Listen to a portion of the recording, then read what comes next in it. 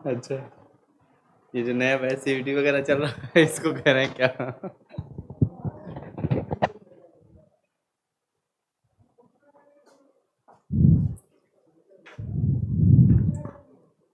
जय हिंद दोस्तों। Teachers academy के ऑनलाइन प्लेटफॉर्म पे CUET 2023 के बीकॉम एंट्रेंस के इकोनॉमिक्स डोमेन में आपका स्वागत है। चलिए, एक दो दिन गैप हो गया, कुछ प्रॉब्लम की वजह से नेट बंद था, कुछ चीज़ें थी। आइए फटाफट वीडियो को शेयर करिए और फिर से उसी एनर्जी के साथ हम लोग स्टार्ट करते हैं पढ़ना, जैसे हम लोग पढ़ाई कर रहे थे। चलिए फटाफट शेयर करिए।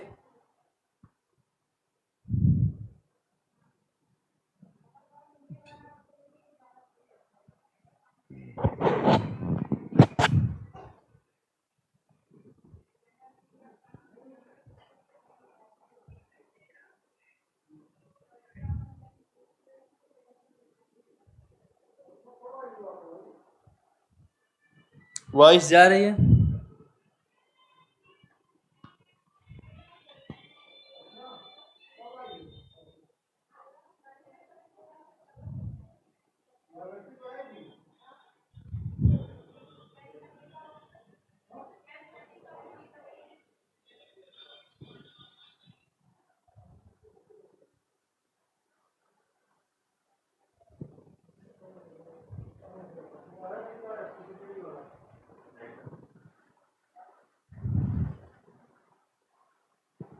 चलिए आ जाइए फटाफट, स्टार्ट करते हैं हम लोग।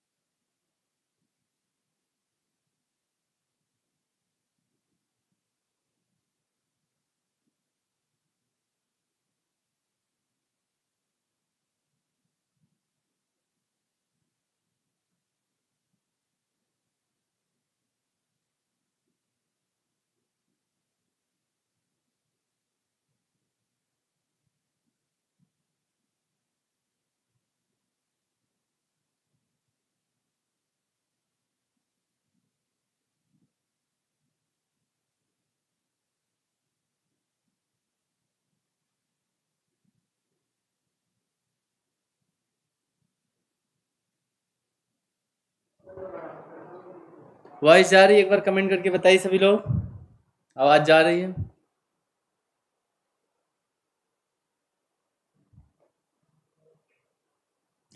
चलिए, लास्ट टाइम हम लोग इकोनॉमिक्स डोमेन के बारे में डिस्कस कर रहे थे, और जिसमें हम लोगों ने बेसिक इकोनॉमिक्स और इकोनॉमिक सेंट्रल इकोनॉमिक प्रॉब्लम के बारे में डिस्कशन कर लिया है।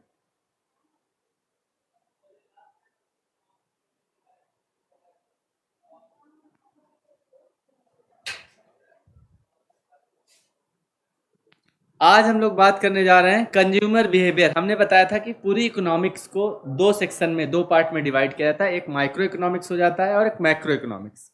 माइक्रो इकोनॉमिक्स में हम लोग क्या पढ़ते हैं? Individual units of an economy. किसी इकोनॉमी के इंडिविजुअल यूनिट्स, जैसे क्या क्या हो सकता है? कंज्यूमर, प्रोड्यूसर्स और मार्केट।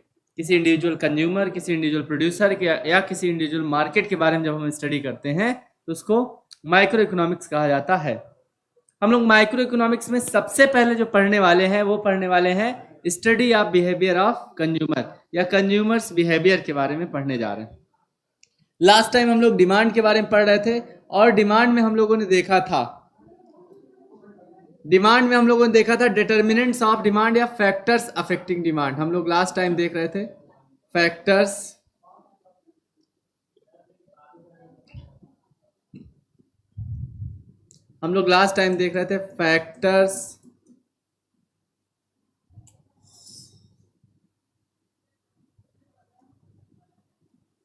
फैक्टर्स अफेक्टिंग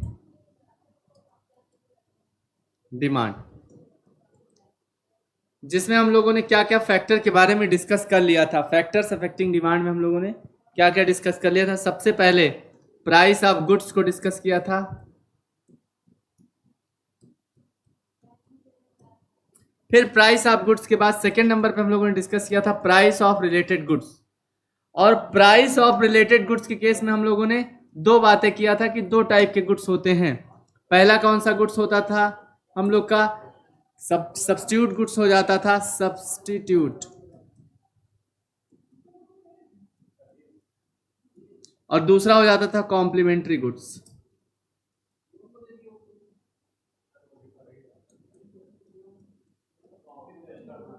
ठीक है, सब्स्टिट्यूट गुड्स क्या होता है, ऐसा गुड्स जो एक दूसरे के स्थान पे, the goods which can be used in place of each other, उसको क्या बोलते थे, सब्स्टिट्यूट गुड्स। और जो एक साथ यूज किए जाते हैं उसको क्या बोलते हैं, कॉम्प्लीमेंट्री गुड्स। जैसे सब्स्टिट्यूट गुड्स में टी एंड कॉफी हो जाता था, gel pen and dot pen हो जाता था, सीएनजी एंड पेट्रोल हो जाता था। और इसी तरीके से कॉम्प्लीमेंट्री गुड्स जो एक साथ यूज किया जाता है, कार एंड पेट्रोल हो जाएगा, इलेक्ट्रिसिटी एंड फैन हो जाएगा। ठीक है, ऐसे पेन एंड इंक हो जाएगा। ये सारे गुड्स क्या है, कॉम्प्लीमेंट्री गुड्स हैं। हमने आपको बताया था कि in case of substitute goods कैसे रिलेशनशिप होगी, डायरेक्ट रिलेशनशिप होगी, price of substitute goods and demand of commodity. Direct relationship मतलब अगर सब्स्टिट्यूट गुड्स के प्राइस बढ़ेंगे तो हमारे गुड्स की डिमांड भी क्या होगी, बढ़ेगी। दूसरा हम बात कर रहे थे कॉम्प्लीमेंट्री गुड्स के केस में। कॉम्प्लीमेंट्री गुड्स के केस में हमने देखा था इनवर्स रिलेशनशिप होती है। अगर प्राइस ऑफ कॉम्प्लीमेंट्री गुड्स बढ़ेगा तो डिमांड घटेगी, प्राइस ऑफ कॉम्प्लीमेंट घटेगा तो डिमांड भी क्या होगी, घटेगी। ठीक है, आइए इसके बाद हम लोग प्राइस ऑफ गुड्स के बाद हम लोगों ने डिस्कस किया था income of consumer. Income of consumer में हम लोगों ने देखा था 3 टाइप्स के गुड्स को हम लोग इनकम ऑफ कंज्यूमर के पॉइंट ऑफ व्यू से 3 टाइप के गुड्स कैटेगराइज करते हैं हम लोग। कौन कौन से गुड्स थे, नेसेसरी गुड्स थे, नॉर्मल गुड्स थे और इन्फीरियर गुड्स थे। नेसेसरी गुड्स ऐसे गुड्स जिनके इनकम बढ़ने से डिमांड पे कोई चेंज नहीं आता है। दूसरा, अगर हम नॉर्मल गुड्स की बात करें तो इनकम बढ़ने पे अगर डिमांड इंक्रीज हो जाए और इनकम डिक्रीज होने पे डिमांड डिक्रीज हो जाए तो ऐसे गुड्स को नॉर्मल गुड्स कहा जाता है। फिर हम लोग इन्फीरियर गुड्स की बात कर रहे थे। इन्फीरियर गुड्स ऐसे गुड्स होते हैं जो लो क्वालिटी लो प्राइस गुड्स होते हैं। उनकी इनकम बढ़ने पे डिमांड क्या होती है, इनकम बढ़ने पे डिमांड क्या होती है, घटती है, और इनकम घटने पे डिमांड क्या हो जाती है, बढ़ जाती है। ऐसे गुड्स को क्या कहा जाता है, इन्फीरियर गुड्स कहा जाता था। इतने फैक्टर्स के बाद अगर और फैक्टर्स की बात करें जो डिमांड को अफेक्ट कर सकते हैं, वो क्या हो सकता था, क्या हो सकता है, पॉपुलेशन। जितनी ज़्यादा पॉपुलेशन उतनी ज़्यादा डिमांड। ठीक है, फिर उसके बाद और क्या हो सकता था, वेदर। वेदर मतलब मौसम।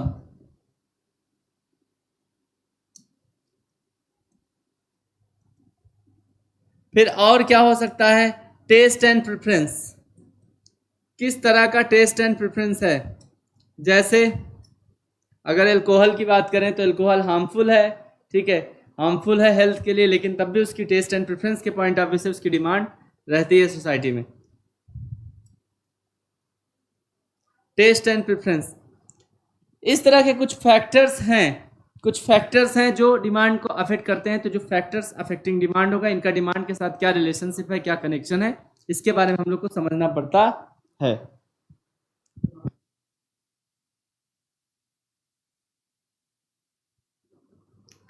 इसके बाद हम लोग थोड़ा सा पीडीएफ की तरफ बढ़ते हैं। क्या क्या बातें हम लोग देख चुके हैं उसके बारे में आइए बात करते हैं।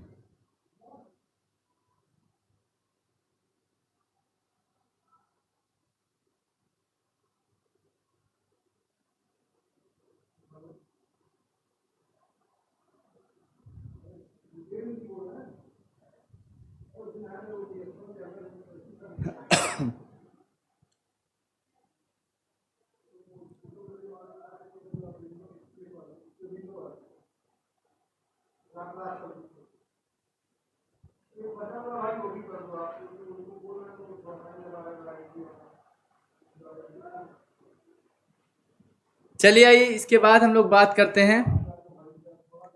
अगर हम लोगों ने देखा कि फैक्टर्स अफेक्टिंग डिमांड क्या क्या होते हैं, इसके बाद अगर हम बात करना चाहें फैक्टर्स अफेक्टिंग डिमांड के बाद, इसी बात से निकल के आता है क्या, law of demand. Law of demand क्या कहता है, other things remaining constant, other things remaining constant, there is a negative relationship between price of goods and demand of the commodity।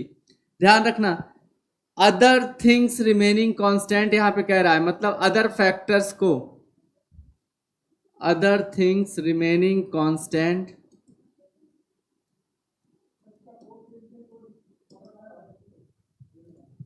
there is inverse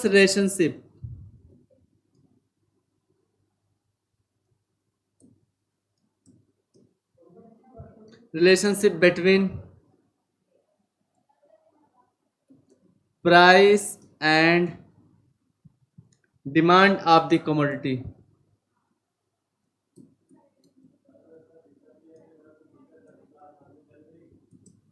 अगर देखा जाए कि price और demand में कैसा रिलेशनशिप, अगर हमारा प्राइस किसी कमोडिटी का बढ़ेगा तो डिमांड क्या होगा, घटेगा, और अगर प्राइस क्या होगा, डिक्रीज करेगा, तो डिमांड क्या होगा, इंक्रीज करेगा।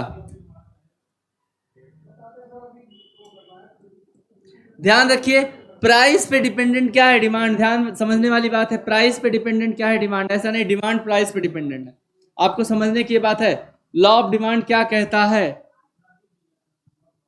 लॉ ऑफ डिमांड ये कहता है कि जो प्राइस ऑफ गुड्स है और डिमांड है उसके बीच में निगेटिव इनवर्स रिलेशनशिप या इनडायरेक्ट रिलेशनशिप होता है। प्राइस घटेगा तो डिमांड बढ़ेगा, प्राइस घटेगा। अच्छा, अगर हम बात करें इसके रीजंस की कि क्या रीजन है जिसके पीछे प्राइस किसी कमोडिटी का बढ़ता है तो उसकी डिमांड क्या होती है, घटती है, इसके पीछे reasons of law of demand अगर पढ़ना चाहें तो उसको आइए हम लोग पढ़ते हैं कि क्या रीजंस है इसके पीछे। Causes of law of demand, फटाफट आइए कॉन्सेप्ट को समझते हैं कि कॉन्सेप्ट को यहां पे क्लियर करते हैं, ठीक है। Causes of law of demand, क्या कारण है, सबसे पहला कारण क्या है, सब्स्टिट्यूशन इफेक्ट, या सब्स्टिट्यूशन इफेक्ट से पहले सबसे पहला कारण क्या है, इनकम इफेक्ट।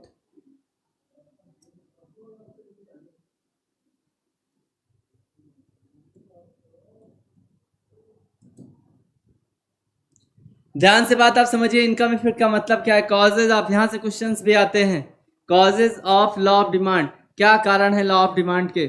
सबसे पहला बताइए, अगर किसी कमोडिटी का प्राइस बढ़ जाता है, सपोज करिए एक एग्जांपल ले रहे हैं एप्पल का, एप्पल का प्राइस पहले कितना था, 10 रुपीज पर पीस था, ₹10 पर पीस। अब जो है उसका प्राइस इंक्रीज हो गया, अब कितना हो गया, ₹20 पर पीस हो गया। अब आप बताइए, अगर आपके पास 100 रुपए की इनकम है, ध्यान से बात समझिए, अगर 100 रुपए की इनकम है, इसी 100 रुपए की इनकम में आप पहले कितना खरीद पाते थे, 10 रुपए का अगर इसका प्राइस था तो 10 रुपए के हिसाब से 100 रुपए में कितने क्वांटिटी परचेज कर पाते थे, 10 यूनिट परचेज कर लेते थे। लेकिन अगर अब इसका 20 रुपए प्राइस हो गया तो अब उसी 100 रुपए में आपकी इनकम नहीं बढ़ी, और चीजों को हमने ध्यान नहीं दिया, क्योंकि लॉ ऑफ डिमांड क्या कहता है, अदर थिंग्स रिमेनिंग कांस्टेंट। उसी 100 रुपए में 20 रुपए के हिसाब से आप केवल 5 यूनिट ऑफ एप्पल आप परचेज कर पाएंगे, केवल 5 सेब खरीद पाएंगे। इसका मतलब यह है कि पहले हम 10 खरीद पाते थे जब 10 रुपए प्राइस था, अब 20 रुपए प्राइस बढ़ने की वजह से केवल 5 ही खरीद पाएंगे। इसी को कहा जाता है इनकम इफेक्ट। जब किसी गुड्स का प्राइस बढ़ जाता है तो रियल परचेजिंग पावर, किसी कंज्यूमर की रियल परचेजिंग पावर क्या हो जाती है, कम हो जाती है। इसीलिए किसी गुड्स का प्राइस बढ़ने पे उसकी डिमांड घट जाती है। और इसका अगर अपोजिट तरीके से देखें, इनवर्स देखें, तो किसी गुड्स का अगर प्राइस घट जाता है तो रियल परचेजिंग पावर क्या हो जाती है, बढ़ जाती है। इसी को इनकम इफेक्ट कहा जाता है। इनकम इफेक्ट की वजह से लॉ ऑफ डिमांड फॉलो होता है, यानी प्राइस बढ़ने पे डिमांड घटती है और प्राइस घटने पे डिमांड बढ़ती है। तो पहला क्या हो गया, इनकम इफेक्ट। दूसरा क्या है, सब्स्टिट्यूशन इफेक्ट, सब्स्टिट्यूशन इफेक्ट। अगर किसी कमोडिटी का प्राइस बढ़ता है, सपोज करिए अगर एप्पल का प्राइस बढ़ा तो सीधी सी बात है एक फ्रूट के प्राइस बढ़ने पे लोग फ्रूट से दूसरे फ्रूट की तरफ शिफ्ट हो जाएंगे। तो अगर एप्पल का प्राइस बढ़ा तो सीधी सी बात है मैंगो की तरफ लोग मूव कर जाएंगे, इसलिए एप्पल की डिमांड क्या हो जाएगी, कम हो जाएगी। इसको सब्स्टिट्यूशन इफेक्ट बोला जाता है। स्थापन का प्रभाव, स्थापन का प्रभाव मतलब कंज्यूमर की जो प्रेफरेंस है, जैसे किसी कमोडिटी का प्राइस बढ़ा वो उस कमोडिटी को छोड़ के उससे जो रिलेटेड गुड्स है उसकी तरफ मूव कर जाता है, जिसकी वजह से उसकी डिमांड घट जाती है और दूसरे कमोडिटी की डिमांड क्या हो जाती है, बढ़ जाती है। इसको सब्स्टिट्यूशन इफेक्ट कहा जाता है। अगर किसी कमोडिटी का प्राइस बढ़ता है तो सब्स्टिट्यूट गुड्स की तरफ मूव कर जाता है कंज्यूमर, जिसकी वजह से लॉ ऑफ डिमांड फॉलो होता है। कहने का मतलब किसी गुड्स का प्राइस बढ़ने पे उसका डिमांड घटता है और गुड्स का प्राइस घटने पे उसका डिमांड बढ़ता है। ये दूसरा सब्स्टिट्यूशन इफेक्ट हो गया। तीसरे अगर हम इफेक्ट की बात करें तो law of diminishing marginal utility, law of, बड़ा मजेदार लॉ है, आइए इसको समझते हैं। लॉ ऑफ डिमिनिशिंग,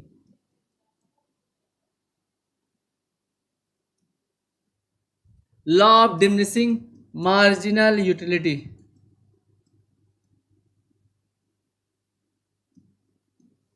चलिए आइए डिमिनिशिंग मार्जिनल यूटिलिटी को हम लोग समझते हैं यहां पे कि डीएमयू क्या होता है, डिमिनिशिंग मार्जिनल यूटिलिटी।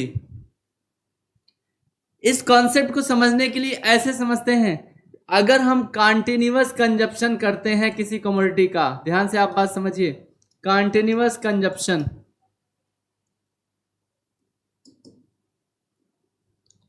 अगर हम किसी कमोडिटी का कंटिन्यूअस कंजप्शन करते हैं तो बताइए पहला यूनिट अगर हमने कंज्यूम किया तो हमको ज़्यादा सेटिस्फैक्शन मिला, फिर जब हमने सेकेंड यूनिट कंज्यूम किया तो उससे थोड़ा कम, थर्ड यूनिट कंज्यूम किया तो और कम। अगर इसी तरीके से हम लगातार कंजप्शन करते चले गए, अगर हम लगातार कंजप्शन करते गए तो एक टाइम ऐसा आता है कि उस कमोडिटी से हमारी नीड या वांट सेटिस्फाई हो जाती है, मतलब उस कमोडिटी को हम फर्दर कंज्यूम करना नहीं चाहते हैं। तो सीधी बात यह है, कंटिन्यूअस कंजप्शन हम करते हैं तो हमारा जो सेटिस्फैक्शन है, जिसको हम टेक्निकली या इकोनॉमिकली हम लोग क्या कह सकते हैं, इकोनॉमिक्स के टर्म में यूटिलिटी कहते हैं।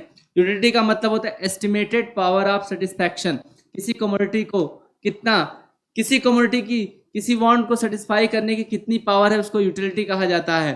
तो कहने का मतलब अगर किसी कमोडिटी को हम लगातार कंज्यूम करते रहते हैं तो उससे मिलने वाला यूटिलिटी जो होता है वो हमारा क्या होता है, डिक्रीज होने लगता है। और अगर हमारा यूटिलिटी डिक्रीज होने लगता है इसका मतलब हम उससे ज्यादा सेटिस्फाइड हो रहे हैं।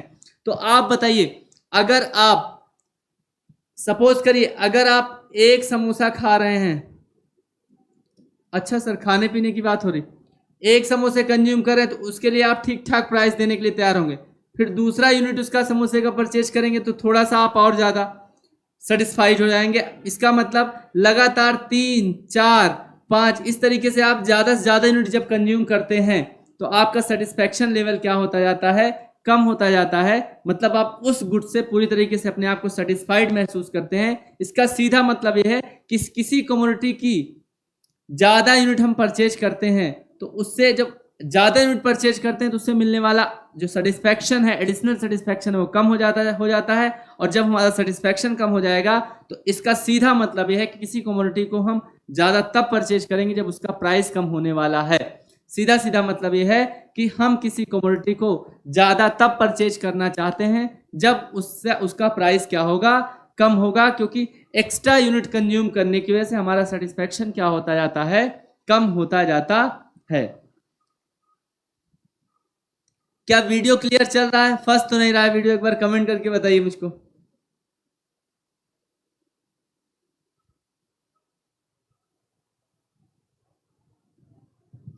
तो बताइए law of diminishing marginal utility ये बताता है कि किसी कमोडिटी की एडिशनल यूनिट हम तब परचेज करेंगे जब उसका प्राइस कम होगा। और फिर उसके बाद मल्टीपल यूजेज ऑफ कमोडिटी जो अगला है, चौथा जो रीजन है वो क्या है, multiple uses of commodity, multiple uses of commodity. जैसे किसी गुड्स का प्राइस बढ़ता है उसके नंबर ऑफ यूजेस हम लोग क्या करते हैं, घटा देते हैं। जैसे मिल्क की बात करें तो मिल्क के कई सारे यूजेस हैं, उससे हम दही भी बना सकते हैं, उससे मिठाई भी बना सकते हैं, उससे लस्सी भी बना सकते हैं, बहुत सारी चीज़ें क्या कहते हैं मिल्क के यूजेस हो सकते हैं, पनीर भी बना सकते हैं। तो अगर मिल्क के प्राइस बढ़ जाएंगे तो उसके नंबर ऑफ यूजेस कम चीज़ों में उसको यूज़ किया जाएगा, अगर मिल्क के प्राइस घट जाएंगे तो उसको ज़्यादा से ज़्यादा चीज़ों में यूज़ किया जाएगा। तो कुल मिला के बात यह है कि 4 रीजन्स है लॉ ऑफ डिमांड जिसकी वजह से किसी गुड्स के प्राइस के बढ़ने पे डिमांड घटती है और प्राइस घटने पे डिमांड बढ़ती है। पहला रीजन हमने बताया इनकम इफेक्ट, दूसरा बताया सब्स्टिट्यूशन इफेक्ट, तीसरा बताया law of diminishing marginal utility, और चौथा आपको बता दिया मल्टीपल यूजेज ऑफ कमोडिटी या number of uses of commodity, किसी कमोडिटी के कितने नंबर ऑफ यूजेज हैं। चलिए आगे बढ़ते हैं हम लोग। अगर हम लोगों ने causes of law of demand देख लिया है तो हम लोग बात करते हैं कि क्या लॉ ऑफ डिमांड पढ़ने के बाद क्या इसके कुछ लिमिटेशंस हैं।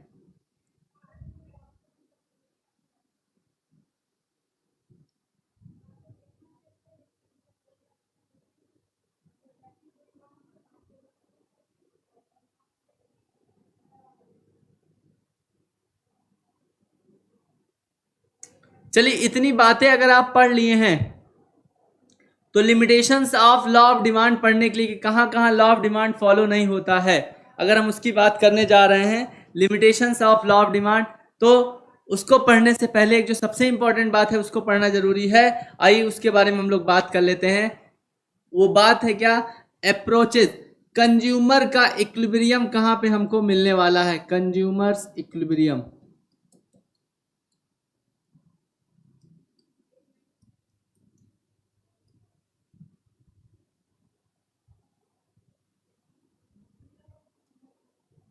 कंज्यूमर्स इक्विलिब्रियम, कंज्यूमर इक्विलिब्रियम का क्या मतलब होता है, यहां पे आइए देखते हैं।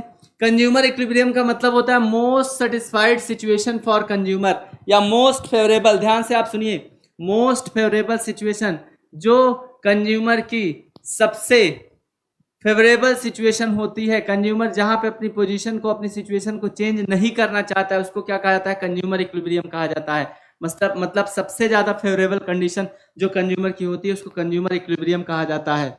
इस कंज्यूमर इक्विलिब्रियम को पढ़ने के लिए 2 अप्रोचेज हमारे पास हैं। आइए उन अप्रोचेज के बारे में समझते हैं। एक अप्रोच का नाम क्या है, यूटिलिटी अप्रोच, यूटिलिटी अप्रोच, और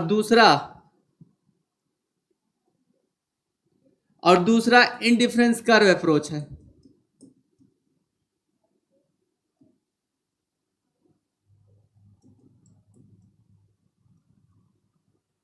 यूटिलिटी अप्रोच है, इंडिफरेंस कर्व अप्रोच है।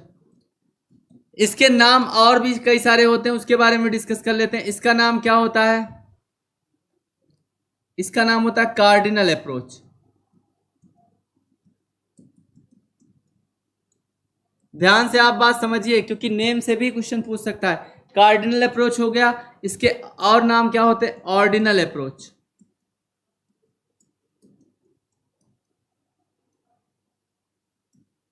अगर हम बात करें इसको देने वाले कौन थे तो मार्शल, अल्फ्रेड मार्शल ने कार्डिनल अप्रोच को दिया, इसे इसको मार्शलियन अप्रोच भी कहा जाता है, मार्शलियन अप्रोच। और इसको एलन और हिक्स ने दिया तो इसको हिक्सियन अप्रोच भी कहा जाता है, हिक्सियन।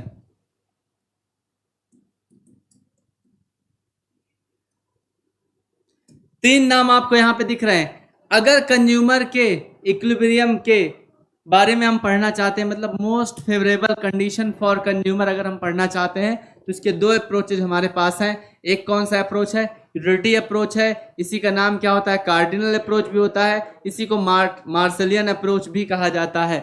दूसरा अप्रोच कौन सा है, इंडिफरेंस कर्व अप्रोच है, इसी को ऑर्डिनल अप्रोच भी कहा जाता है, इसी को हिक्सियन अप्रोच भी कहा जाता है। इन दोनों अप्रोचेस के बारे में आइए हम लोग पढ़ते हैं कि कंज्यूमर इक्विलिब्रियम को फाइंड आउट करने के लिए ये दोनों अप्रोचेस को कैसे हम समझ सकते हैं। आइए सबसे पहले हम लोग बात करते हैं किसके बारे में, कॉन्सेप्ट ऑफ यूटिलिटी के बारे में आइए बात करते हैं। यूटिलिटी का मतलब क्या होता है,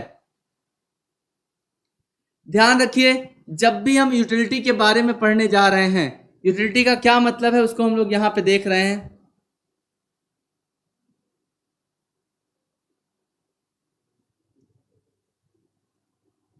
चलिए हम लोग किसके बारे में पढ़ने जा रहे हैं? यूटिलिटी के बारे में पढ़ने जा रहे हैं। अब यूटिलिटी का क्या मतलब है यहाँ पे देखते हैं।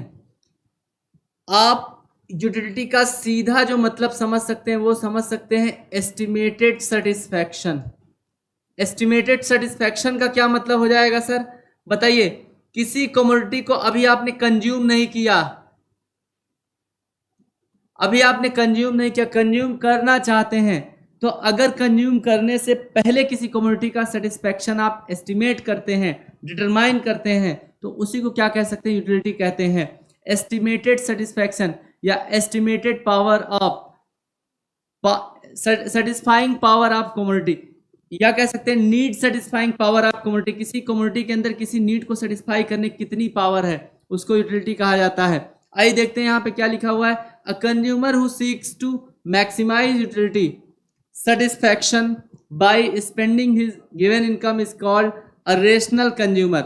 रेशनल कंज्यूमर का मतलब बता रहा है कि ऐसा कंज्यूमर जो अपने पैसे को खर्च करता है अपनी नीड या वांट को मैक्सिमाइज करने के लिए या अपने सेटिस्फैक्शन को मैक्सिमाइज करने के लिए जो कमोडिटीज पे पैसा खर्च करता है उसको रेशनल कंज्यूमर कहा जाता है। कह रहा है it is the amount of satisfaction which a consumer drives from, consumer को मिलता है, कहां से मिलता है? Consumption of commodity. In other words want satisfying power of commodity को यूटिलिटी कहते हैं। बहुत इंपॉर्टेंट लाइन है, ध्यान से आप बात देखिए, बस इसी लाइन को आप ध्यान दीजिए। Want satisfying power of commodity को, want satisfying power of commodity को क्या कहा जाता है? यूटिलिटी कहा जाता है। Want satisfying power of commodity को क्या कहा जाता है? यूटिलिटी कहा जाता है।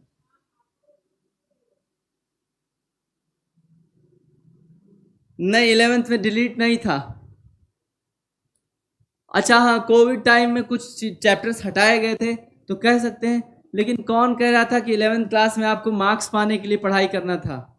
11th क्लास में तो आपको नॉलेज बेस्ड पढ़ाई करना था, वही तो काम आने वाला था एंट्रेंस में आपके, वही तो हर जगह कंपटीशन में भी काम आने वाला था।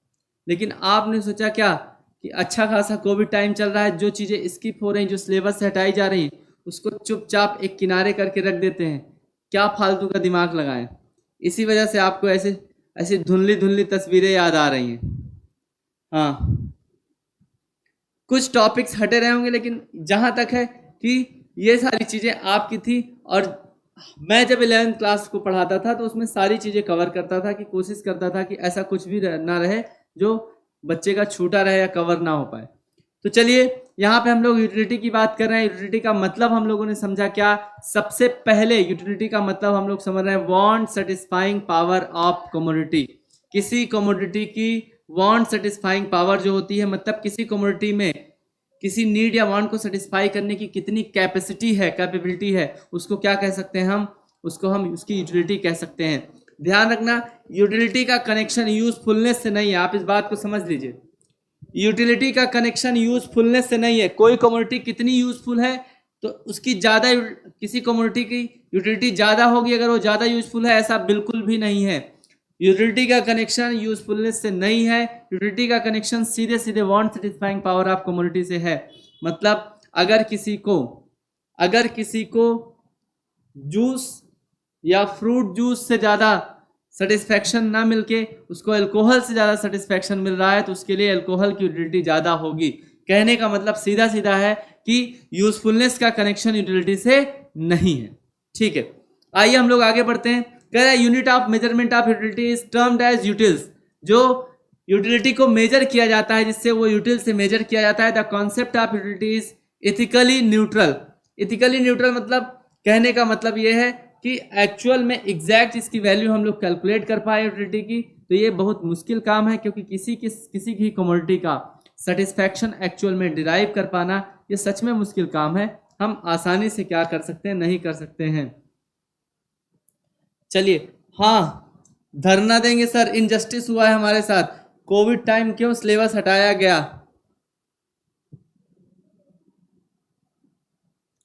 देखिए, दो तरीके से हम लोग यूटिलिटी के बारे में पढ़ते हैं। कह रहा है consumer is one who buys goods and services for satisfaction of his want.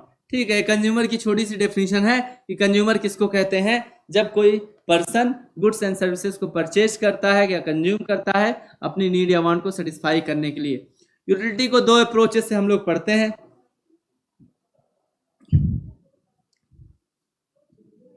Utility को हम लोग कितने अप्रोचेस से पढ़ते हैं? दो अप्रोच से।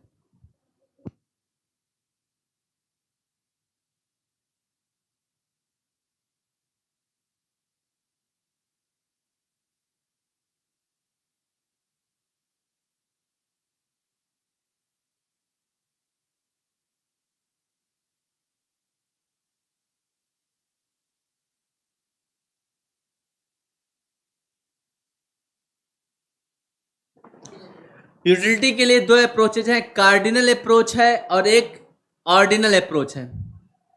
अब यहां पे मैं शॉर्ट में आपको बता दे रहा हूं कार्डिनल और ऑर्डिनल दोनों बातों का मतलब, उसके बाद हम लोग इसको डिटेल में देख रहे हैं। कार्डिनल का मतलब जब हम किसी का क्या मैग्नीट्यूड स्टडी करते हैं। मैग्नीट्यूड का मतलब क्या होता है? Quantity, magnitude. और अगर किसी का क्वांटिटी स्टडी करते हैं, कितनी क्वांटिटी में हुआ, और जब हम किसी की पोजिशनल वैल्यू की स्टडी करते हैं, पोजिशनल वैल्यू या कह सकते हैं रैंक के बारे में स्टडी करते हैं, तो उसको क्या कहा जाता है? Ordinal analysis. दो तरीके का एनालिसिस हमने बताया आपको, कार्डिनल एनालिसिस और ऑर्डिनल एनालिसिस। कार्डिनल एनालिसिस का मतलब जब किसी चीज की क्वांटिटी, जैसे आपको पूछा जाए आपने कितने मार्क्स ऑब्टेन किए, तो आपकी कैसी स्टडी हो रही है? कार्डिनल स्टडी कर रहा हूं। अगर आपसे पूछा जाए आपका रैंक कौन सा आया क्लास में, तो आपकी कैसी स्टडी हो रही है? ऑर्डिनल स्टडी किया जा रहा है। चलिए, कार्डिनल अप्रोच में कह रहा है it was given by professor Alfred Marshall. It refers to the measurement of utility in terms of number. अगर हम नंबर्स के टर्म्स में यूटिलिटी को मेजर करते हैं तो उसको कार्डिनल एनालिसिस कहा जाता है, क्योंकि वहां पे हम लोग क्वांटिटी या मैग्नीट्यूड की बात कर रहे हैं। ठीक है, अगर हम मैग्नीट्यूड की बात कर रहे हैं तो इसका मतलब क्या है? क्वांटिटी की बात कर रहे हैं। अगर क्वांटिटी की स्टडी करेंगे तो उसको क्या कहा जाएगा? कार्डिनल एनालिसिस कहा जाएगा। फिर अगर हम ऑर्डिनल इसके आगे पढ़ लेते हैं, the unit of measurement under this approach utils में स्टडी किया जाता है। एग्जाम्पल कह रहा है कि a basket of oranges offers 10 utils of utility to a consumer and so on. जैसे एक टोकरी अगर संतरा है, ऑरेंज है, तो कितना सेटिस्फेक्शन दे रहा है? 10 यूटिल्स दे रहा है। इस तरीके की अगर स्टडी की जाती है तो उसको क्या कहा जाता है? कार्डिनल यूटिलिटी अप्रोच कहा जाता है या कार्डिनल एनालिसिस कहा जाता है। जब किसी चीज का क्वांटिटेटिव मेजरमेंट होता है, क्वांटिटी या मैग्नीट्यूड में उसकी स्टडी होती है, तो उसको क्या कहा जाता है? कार्डिनल एनालिसिस कहा जाता है। और जब किसी चीज की रैंक या पोजीशन में स्टडी होगी तो उसको ऑर्डिनल कहा जाता है। आइए ऑर्डिनल के बारे में भी देख लेते हैं। ऑर्डिनल एनालिसिस में क्या होगा? कह रहा है it was given by professor Allen and Hicks. Professor Allen and Hicks ने दिया इसको। और उसके बाद यहाँ पे in terms of psychological satisfaction हम लोग देखते हैं, और psychological satisfaction on consuming one goods in comparison to other. कहने का मतलब देखिए, एक गुड्स का कंपैरिजन दूसरे गुड्स से हो रहा है, रैंक की बात हो रही है, पोजीशन की बात हो रही है। आगे देखिए, कह रहा है example, a pizza offers greater satisfaction. Pizza offers greater satisfaction to a consumer than chapati. एक रोटी से ज्यादा सेटिस्फैक्शन किसमें? पिज्जा में मिलता है। तो इसका मतलब पिज्जा और रोटी का अगर हम क्या कर रहे हैं? रैंक डिसाइड कर रहे हैं कि किसको फर्स्ट प्रियोरिटी मिल रही है, किसको सेकंड प्रियोरिटी मिल रही है। तो रैंक की अगर हम बात कर रहे हैं तो हम लोग किसकी बात कर रहे हैं? ऑर्डिनल यूटिलिटी की बात कर रहे हैं, ऑर्डिनल एनालिसिस की बात कर रहे हैं। चलिए, according to this approach utility can not be measured in units, rather a consumer can just rank. देखिए बात आ गई यहाँ पे। यहाँ किसकी बात करेगा? कंज्यूमर रैंक की बात करेगा। Rank his preferences from set of most preferred to the least preferred bundles. Set of most preferred, सबसे ज्यादा प्रिफर्ड बंडल कौन से हैं, और लेस प्रिफर्ड बंडल कौन से, किसको ज्यादा पसंद किया जा रहा है, किसको कम पसंद किया जा रहा है।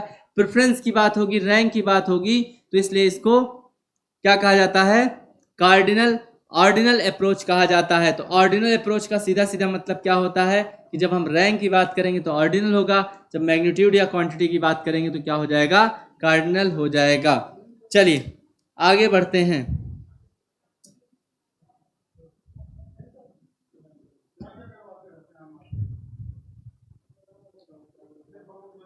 अगर हम बात करें कार्डिनल एनालिसिस को किस तरीके से स्टडी करते हैं हम लोग, तो कार्डिनल एनालिसिस में यूटिलिटी अप्रोच को हम लोग दो पार्ट में बांटते हैं। एक होता है टीयू, एक होता है क्या? एमयू।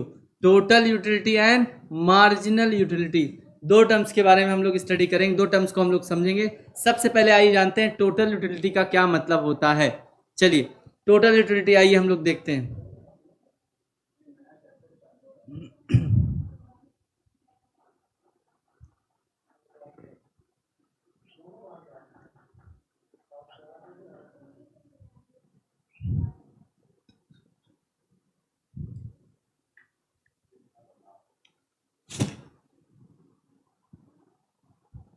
अगर हम टीयू की बात करें और एमयू की बात करें, टोटल यूटिलिटी का मतलब होता है total satisfaction derived by the consuming given quantity of commodity.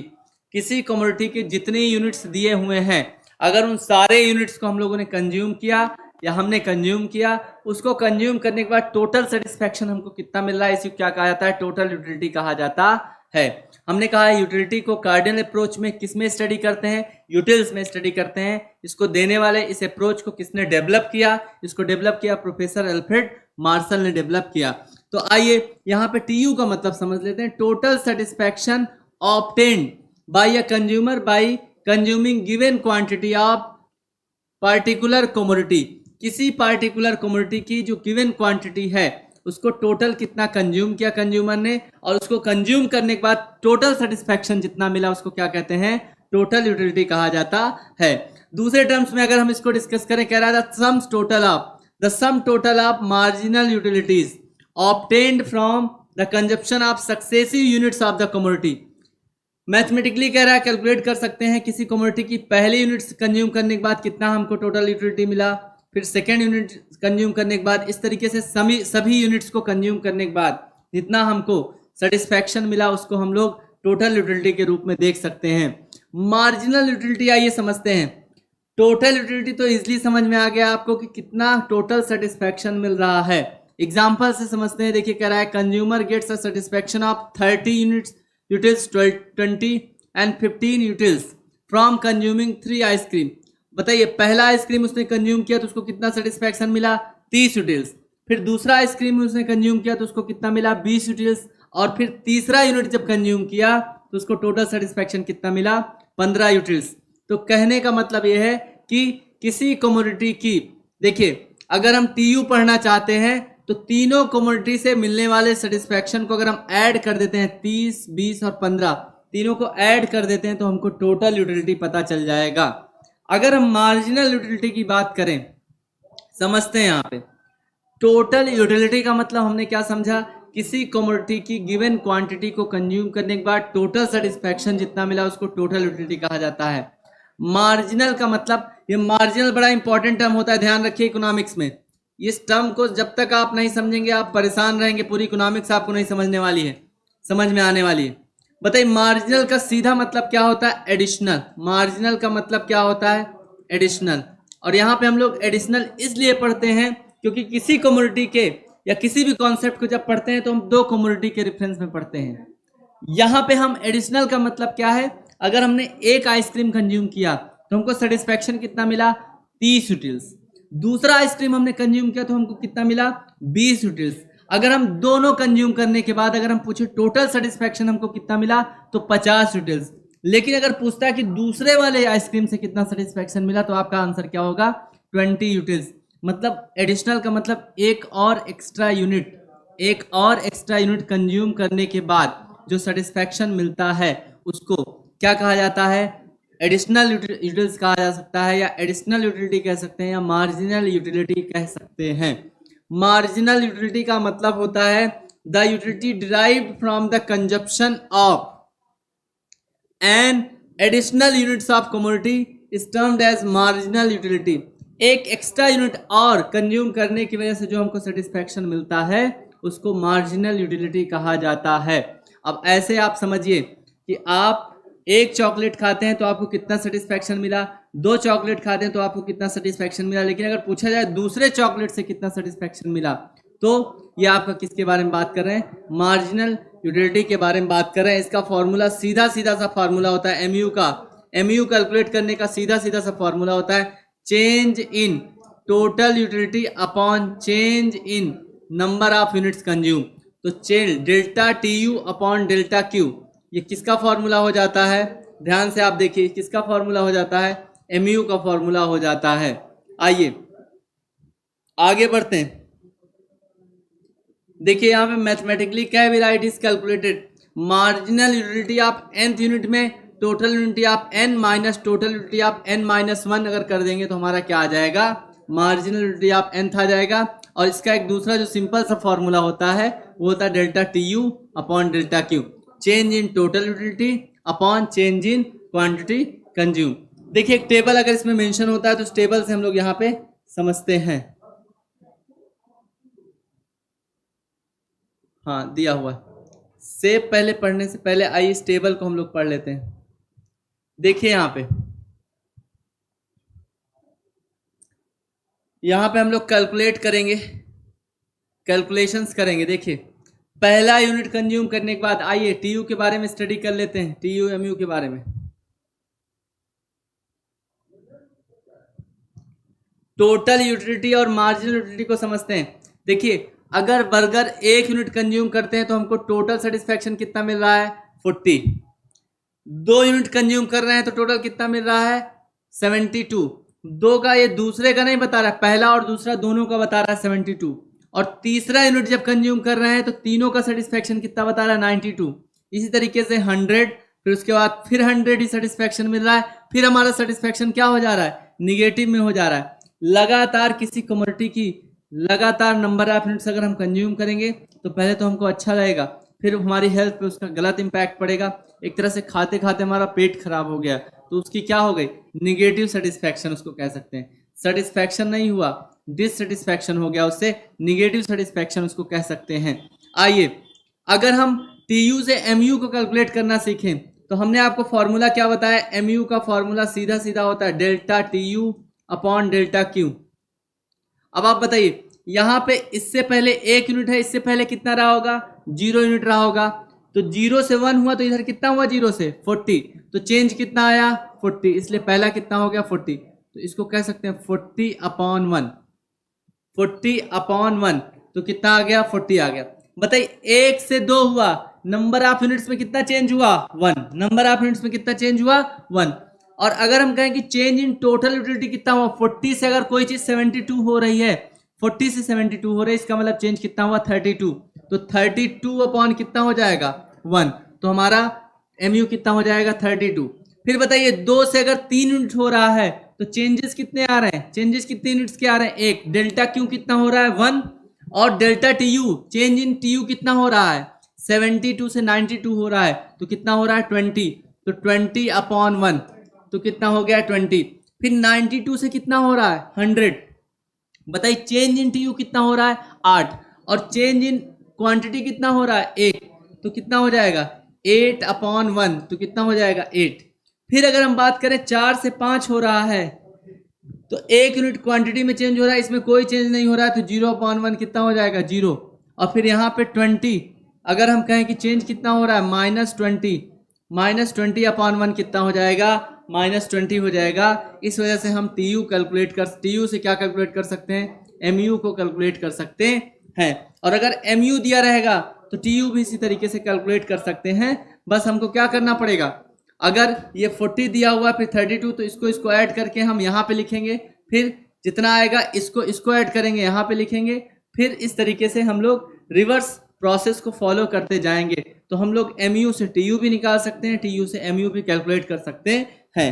आइए हम लोग रिलेशनशिप अगर हम पढ़ना चाहें कि what is the relationship between TU and MU, देखिए आप साफ साफ रिलेशनशिप इस टेबल से बताइए। ग्राफ के बारे में हम लोग इसका पढ़ेंगे, ग्राफ भी देखेंगे कि टीयू एमयू का ग्राफ कैसे बन रहा है। क्या टीयू लगातार पहले बढ़ रहा है, फिर क्या हो गया, डिक्रीज हो गया।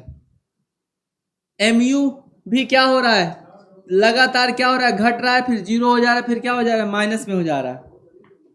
रिलेशनशिप हम लोग पढ़ते हैं, अगर हमारा टीयू बढ़ता है तो एमयू क्या हो रहा है, घट रहा है। अगर हमारा टीयू मैक्सिमम है तो एमयू हमारा क्या है, 0 है। अगर हमारा टीयू घट रहा है तो ये क्या हो जा रहा है, निगेटिव हो जा रहा है। अगर हम लोग रिलेशनशिप, इंपॉर्टेंट है, ध्यान रखिए एग्जाम में आता है, relationship between TU and MU, number one, when TU increases then MU decreases. MU क्या करेगा? डिक्रीज करेगा. दूसरा, when TU is maximum then MU is zero. तीसरा, when TU decreases, जब TU डिक्रीज करेगा देन MU बिकम्स निगेटिव. तीन relationship आप ध्यान से देख लीजिए. बिकम्स निगेटिव, माइनस में हो जा रहा है. ये आपको दिख रहा है. ये तीनों रिलेशनशिप आप देख लीजिए. ठीक है, TU MU में रिलेशनशिप. हम लोग कार्डिनल एनालिसिस ऑफ यूटिलिटी पढ़ रहे हैं, जिसमें हम लोग क्वांटिटेटिव स्टडी करेंगे सेटिस्फैक्शन का या यूटिलिटी का. ये देने वाले कौन थे? प्रोफेसर मार्शल, एल्फ्रेड मार्शल थे. इसको कार्डिनल अप्रोच कहा जाता है. इसी अप्रोच से हम लोग देखेंगे कि कंज्यूमर का इक्विलिब्रियम कैसे डिसाइड किया जाता है. तो आज के लिए टीयू को हमने समझा, एमयू को समझा. टीयू एमयू को समझने के बाद इनके बीच में रिलेशनशिप को भी देखा और इसका शेड्यूल या टेबल भी हमने एनालिसिस किया कि कैसे टीयू से एमयू कैलकुलेट किया सकता है और एमयू से टीयू. अगर आपको इससे रिलेटेड कोई कंफ्यूजन रहता है तो आप 11th क्लास की बुक उठा के देखिए, क्योंकि कल हम इस कॉन्सेप्ट के बारे में और डिस्कस करने के बाद इस पे हम लोग क्या करने वाले हैं, क्वेश्चंस को सॉल्व करने वाले हैं. तो इस तरीके से आप देख सकते हैं कि जो कार्डिनल अप्रोच है, अब कार्डिनल अप्रोच यानी एस्टिमेटेड सेटिस्फैक्शन से हम कंज्यूमर के एक मोस्ट फेवरेबल सिचुएशन की तरफ कैसे बढ़ेंगे, उसको हम लोग यहाँ पे स्टडी करेंगे. चलिए इतना रखते हैं आज के लिए, फिर कल हम लोग मिलते हैं. ठीक है, इसी सेशन को कंटिन्यू करते हैं, इसी चैप्टर को कंटिन्यू करते हैं और इस पे क्वेश्चंस भी हम लोग सॉल्व करेंगे. आप टीयू और एमयू से रिलेटेड और भी खूब डीप एनालिसिस करके जो भी कंफ्यूजन होगा लेके आइएगा, तो उसको हम लोग फर्दर सॉल्व करते हैं. Thank you so much.